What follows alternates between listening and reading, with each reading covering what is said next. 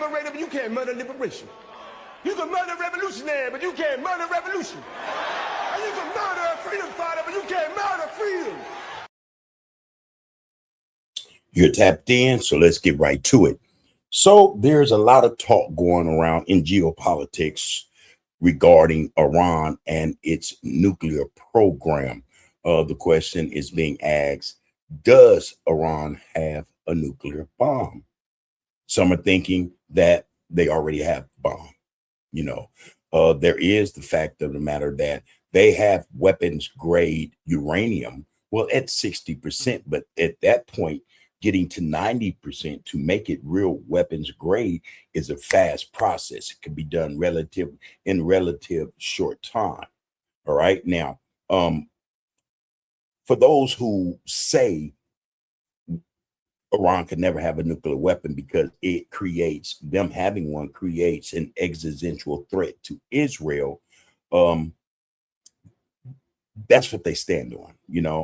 They stand on the fact that, or the thought process is that, were Iran to have a nuclear weapon, then Israel would be in grave danger. However, they neglect to mention that Israel has nuclear weapons undisclosed. They will not admit it, but there is the assumption that Israel has anywhere between 80 and 90 nuclear warheads, all right, in an area that they already control. They're the only one in the area actually who has this weapon. So the thought is to prevent Iran from having it, for one, again, to make sure that that existential threat does not exist for Israel. But two, also is that they want to curb or prevent Iran from having a nuclear weapon in order to prevent proliferation of nuclear weapons throughout the region. And again, Israel is the only one in that region, the Middle East, who possess a nuclear weapon. Whether or not they officially said it or not, it's a known fact that they have them. All right. Now, outside of Israel, you could look at Pakistan and India, in Asia, who possess these weapons. But for those who are not in the school of thought as to preventing Iran from owning or having nuclear weapons, the thought is that they should have nuclear weapons, because then that would be the deterrent, not only a deterrent to Israel in terms of how it wages war in that region, but also it will be an equalizer. It would prevent Israel from committing the atrocious acts, one, genocide in Palestine, from occurring.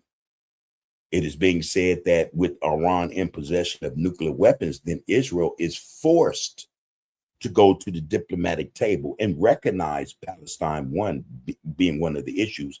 Also, it would curb, again, Israel from waging war and advancing, expanding into regions that is not a part of what Israel was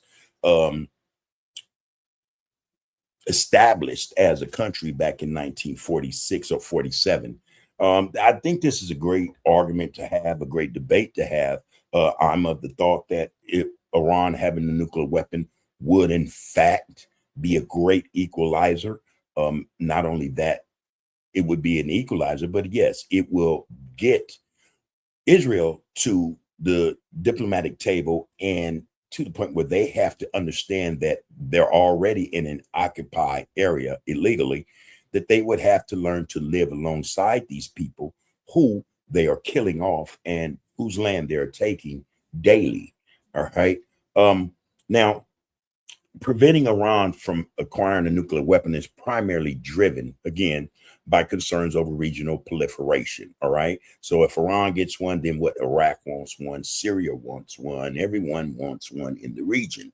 All right. The threat of direct military escalation is another thing. And the destabilization of global security, rather than simply a desire to maintain an imbalance of military power. But see, now when we get to talking about, or when the word or the phrase is used about destabilization of global security, is it's what's being said here is being said by Westerners. It's being said by those who already possess nuclear arms. If they're going to use that argument, then why do they have them? The fact that they have them also creates then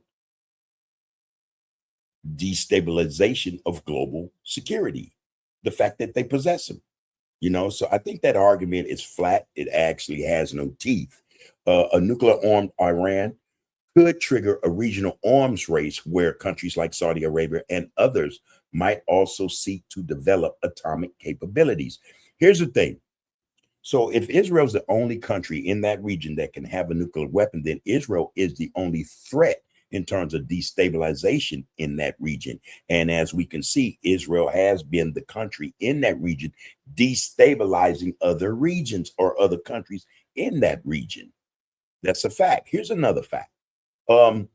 Say for instance, Israel, you know, it does not serve Israel to fire a nuclear weapon, let's say, for instance, on Iran, because it would affect eventually Israeli space or so-called territory, the occupied lands, as well as Palestine and neighboring regions or neighboring countries in the region. That's a fact. Here's another thing or another fact.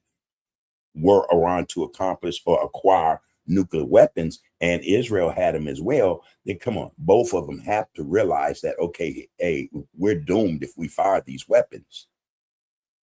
So again, that would lead individuals or regimes, governments, to come to the negotiation table to deal with things diplomatically rather than say, okay, we have a mandate, Israel, where we do not negotiate with these people about nothing, and we will not tolerate them having a nuclear weapon. However, we're going to keep ours. You know, that theory, that frame of mind goes out the window.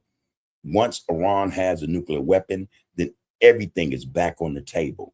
And they will be, all parties, more prone to negotiating. And again, it serves no one to, you know, for one side to fire and, you know, the other side to fire at each other. No one wins. No one wins. We have in history what they called the Cold War between the United States and the USSR. No one fired any weapons, nuclear weapons, no one. But as a result of this Cold War, you know, talks began. There's no longer a Cold War with Russia, or the USSR no longer exists, but the Russian Federation is no longer in what they would call a Cold War with the United States. And that can only be contributed or attributed to the fact that diplomacy did work. It did work. Now, taking in mind or consideration that these countries are thousands of miles apart, whereas Israel and Iran right next door to each other. The proximity is scary, you know? So there that is. But in terms of well, just for a breakdown of these core motivations, and when we're talking about motivations, we're talking about the existential threats and the regional stability. So Israel views a nuclear Iran as an existential threat. Israel is not thinking or concerned with the fact that Iran and regioning countries in the region see Israel, because it possesses a nuclear weapon, as an existential threat to them. That's not even considered. They could care less, you know what I mean? But though Israel views that in terms of Israel possessing a nuclear weapon, you know, and given the country's size, you know, and repeated calls for Iranian hardliners, from Iranian hardliners for the annihilation of the Jewish state, you know, this is one of the reasons Israel said, no, it can't be, it can't happen, you know. But the capability to use such a weapon changes the fundamental risk calculus of conflict in the Middle East. And again, when it's said, and Israel repeats it, as well as the United States, death to Israel, death to the United States, most people miss what that is really based upon, why that exists. Most people don't go to that part because they listen to the propaganda first. Israel come into the Middle East committing acts of genocide and war. Israel's first establishment in Palestine in 1917 shows that. Many massacres have occurred at or as a result of Israel's infiltration or unlawful occupation of Palestine. And since Israel has been in the region, nothing but war has ensued. Who's at fault for that? Israel, of course, and the United States, and those Western countries that supported the occupation of Palestine by Zionists, who now call that land there Israel. That's a fact. Again, when you look at certain things, you have to look at why they exist. If Iran is calling for the death of Israel and death of America, they're not necessarily talking about the people. They're talking about the governments and how they were established, how they act, how they tend to treat those who are already in the region thousands of years before the invaders came. Israel is a colonizing country or regime. It is. United States is a colonizing country. It is. So no one tends to ask why Iran would say, hey, death to America or death to Israel. No one asks that question. No one seems to care. But if you ask Palestinians, they'll be able to tell you. If you ask Iranians, they'll be able to tell you. If you ask Iraqis, they'll be able to tell you. If you ask Syrians, they'll be able to tell you. If you ask Lebanese, you know how the story goes. All right. So this is why you hear that. But that is always kept out of the narrative. The fact that Israel has waged war in that region since they've been there and since they've been identified as the so-called state in the region. It would be, if you look at the history and do the research, it would be appropriate for them to say death to Israel and death to America. All right. Now, the U.S. strategic interests and non-proliferation, the United States opposes any new state acquiring nuclear weapons. Okay. The U.S. official policy aims to uphold the Nuclear Non-Proliferation Treaty, that's the NPT, and prevent global arms races. However, this is the country that initiated the global arms race, them along with Russia. China also maybe can be lumped into that, but they are the initial starters of the global arms race. In fact, they cater to it. Can't deny it. Can't deny it. Okay. A nuclear Iran would heavily diminish. See, this is the real reason. A nuclear Iran would heavily diminish U.S. influence in the Persian Gulf and complicate so-called freedom of navigation in critical trade chokeholds like the Strait of Hormuz. That's the whole issue, actually.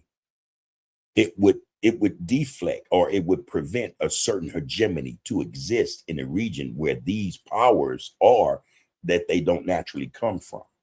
That's the whole question. That's the whole question. It's about a diminishing or a weakening of power in the region. Yes, for Iran to acquire a nuclear weapon, then that would mean the United States has no more say in that region. They can't flex their talons in that region. Same would go for Israel. That's the whole purpose. All right. But the fairness and hypocrisy debate exists because critics frequently point to the asymmetry of Israel's undeclared nuclear arsenal. Okay. This debate centers on whether the issue is about who possesses weapons or simply preventing hostile states from destabilizing the region. It's a word game, and it's all of it is corrupt, and it's in place for the sake of power and hegemony in the region. That's it. Differing U.S. and Israeli approaches. While both nations agree on the need to block Iran's nuclear drive, their tactical preferences sometimes differ, with Israel favoring more immediate or preemptive strikes and the U.S. balancing these with diplomatic and broader economic pressures. That's the whole issue, okay? That's the whole issue. Now, to help us in terms of context, give you guys great insight what we're discussing here today on Tap, I have a clip, and I want to bring this clip in to give us a little more, again, context and clarity regarding this issue as to whether or not Iran already has a nuclear weapon or is now actually in the process of developing it. All right. Before we do, please like, share, follow, comment, and subscribe to Tap. You are tapped in. That is the art of political discourse.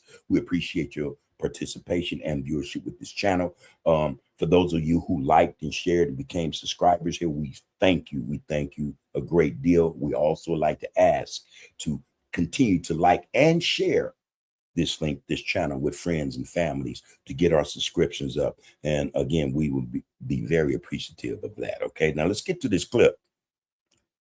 Yeah, this is something to behold. All right, you want to hear this because this is what is the banter, what's being discussed in the halls of power in Western countries as well as in Israel, as much as it is in the United States.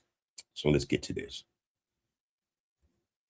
And this is courtesy of TCCYT. I've had people who were fairly close to Donald Trump way back, and they tell me that he despises Bibi Netanyahu and that Bibi Netanyahu despises him.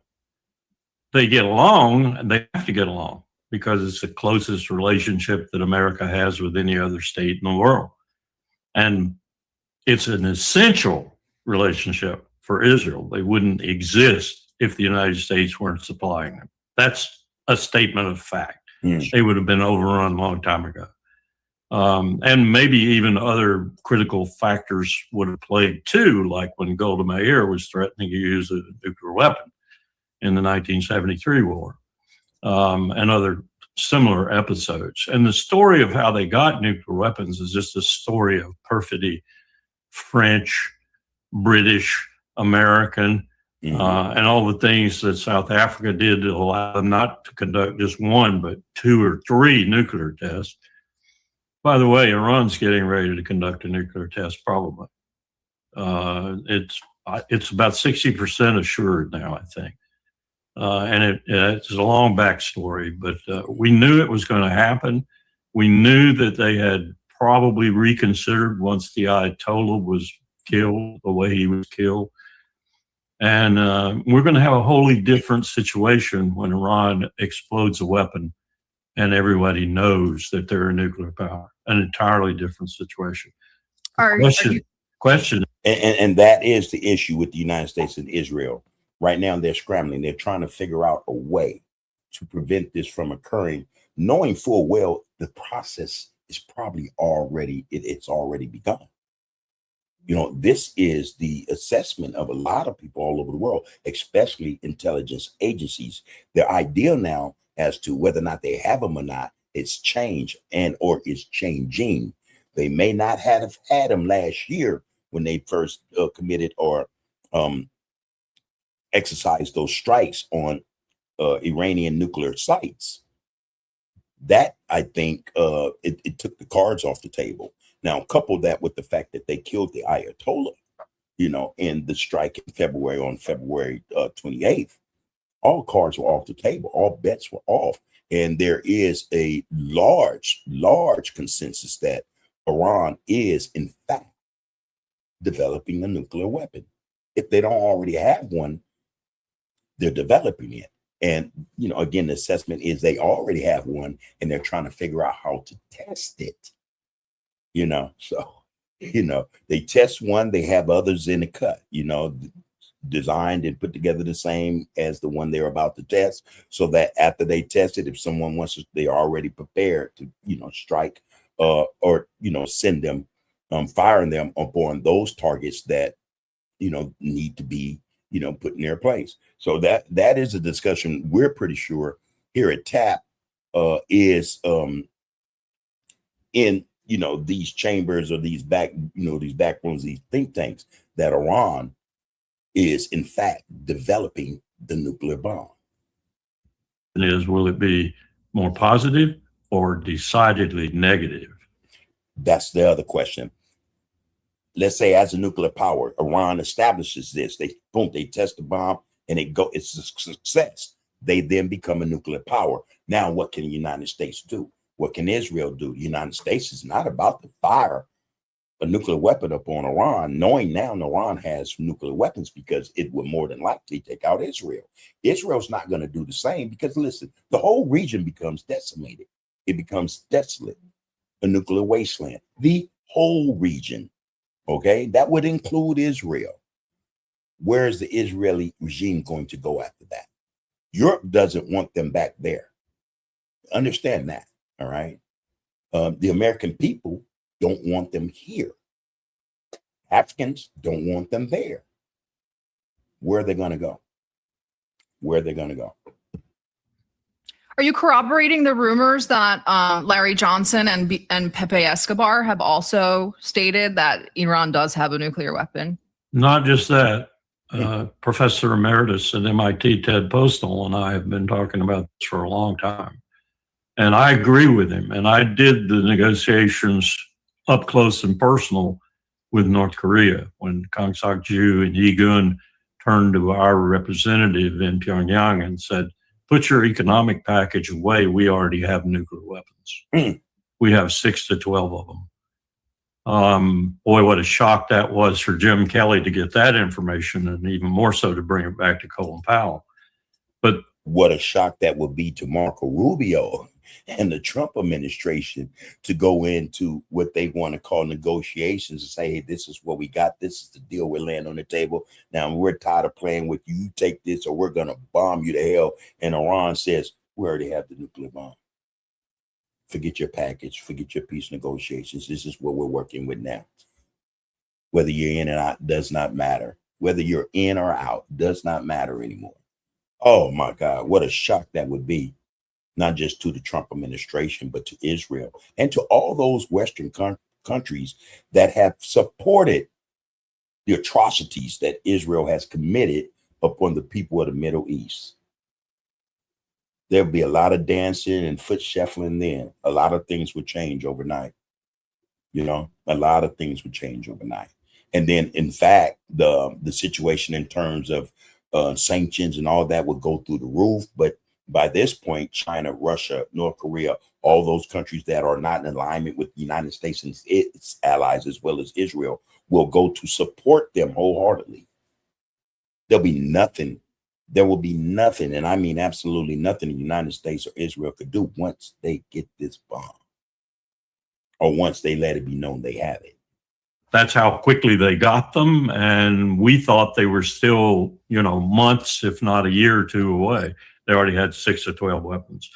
So Ted's theory is that they have something underground, deep underground, unknown to Mossad or CIA or any intelligence services except possibly the Chinese or the Russian. Right. And they have all the ingredients there, and they were just waiting to marry them up: warhead, fissile material, missile. And they've done that now. And Ted puts a 60 to 80% probability on it. And when Ted does that, I listen. So it would mean that the information I got in New York when I met with Ahmadinejad at the UNGA, and he put his foreign minister in front of me who spoke fluent English. Ahmadinejad had to have a translator. He spoke some English, but he used a translator most of the time. The foreign minister looked at me and said, "You're a military, aren't you?" And I said, "Yes, sir, I am." You know the word operationalized, don't you? I said, "Of course I do." He said, "What do I have to do to operationalize the fatwa? Do I need to go to the UN Security Council or to the Oval Office and on bended knee spread blood on the floor and tell you it's anathema for Islam to have a nuclear weapon? We do not kill civilians. Nuclear weapons, by order of their nature, kill civilians massively. We do not want them." I believed him. And therefore I supported the JCPOA fully, because I didn't think they had made a decision to build a bomb. Well, we changed that. Be careful what you wish for when you don't have a strategy to gain it. We're forcing Iran to go nuclear. It's crazy that that aspect of Islam would exist, where it's prohibited to produce a weapon of that amount of destruction against people, because whether you're shooting it at a fascist regime or a Zionist regime or not, people will perish as a result of that, right? It's crazy that Islam, that aspect of Islam exists. However, Islam has no qualms about enslaving people and people dying as a result of it, of that enslavement. I mean, of whole civilizations damn near. I think that's such a huge contradiction, but I digress. Let's get back to this issue. So that's that, Islamists, they would say, hey, the Quran prohibits, that type of weapon. you know, that type of weapon that would kill on a mass scale, you know, but, you know, as we see, bombs do that also, you know, more than one bomb, 1,000 bombs would kill on a mass level, you know. So I just find it so contradictory to the point where I don't trust that, okay, we're going to stick to this script or, you know, this principle, we're not going to build this weapon of mass destruction, though we have weapons of mass destruction. No, I think they have the bomb. Before we move on from this region, one of our viewers asked this, but coupled with, isn't Israel just a proxy of the U.S., but coupled with what we've discussed, Bibi today, this morning, released an official thank you to the United States Congress for attempting to combine the two militaries.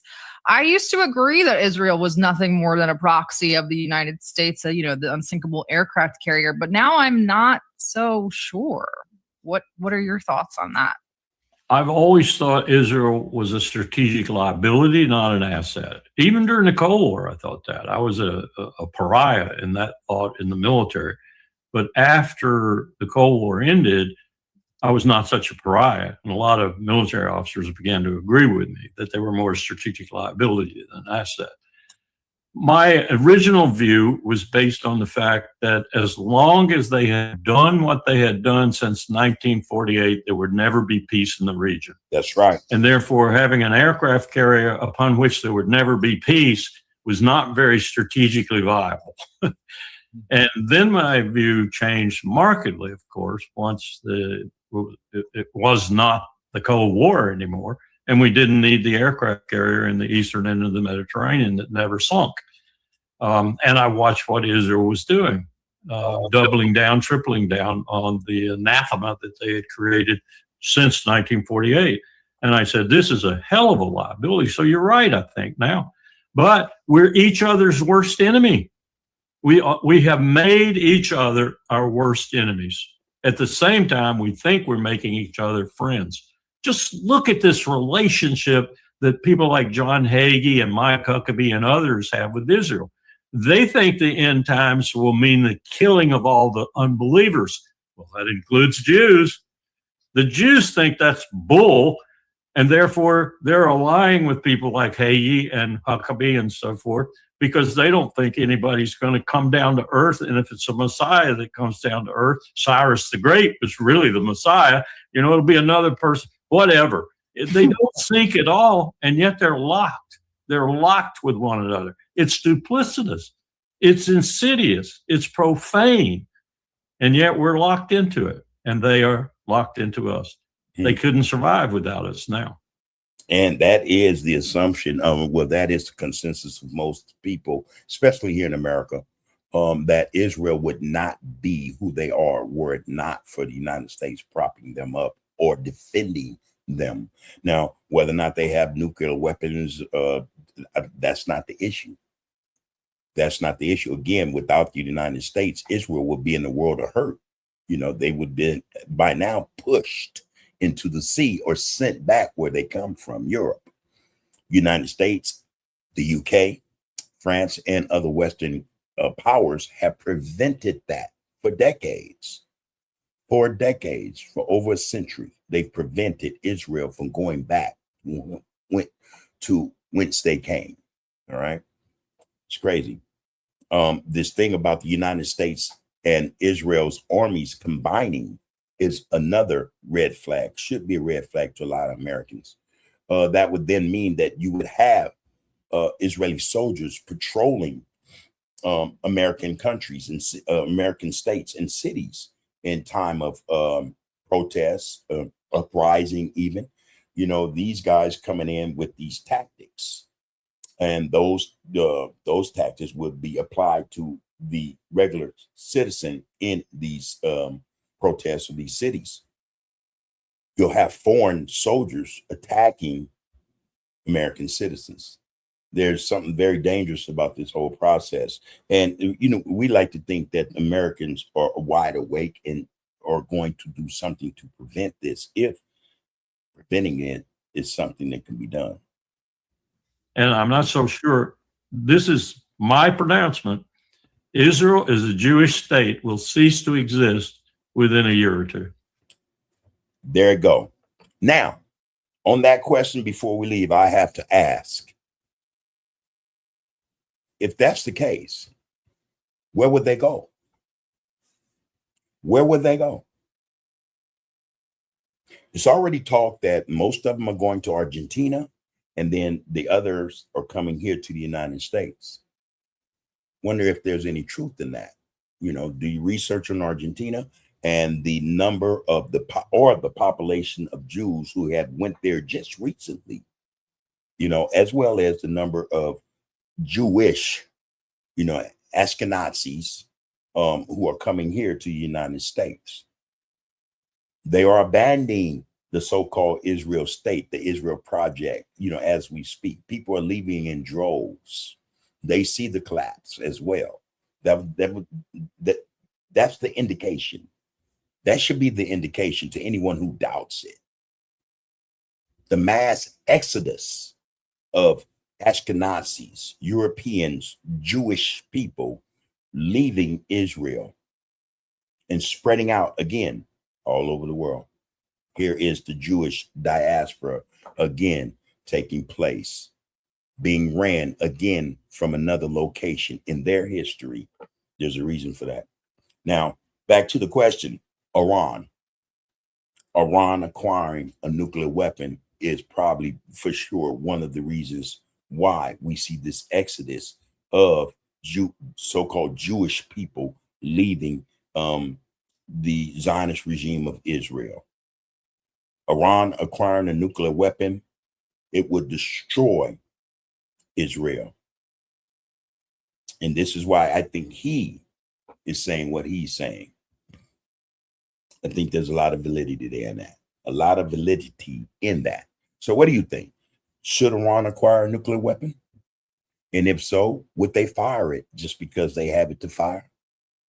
And should Israel prevent, as well as the United States, Iran from putting together this nuclear bomb or having the capability of using it against Israel or any ally of Israel and the U.S. in the region? Would this weapon become an equalizer or the detriment of the Middle East? That is the nuclear question concerning Iran. Let us know what you think in the comments. Until next time, take care of yourselves and each other. You can murder a liberator, but you can't murder liberation. You can murder a revolutionary, but you can't murder revolution. And you can murder a freedom fighter, but you can't murder freedom.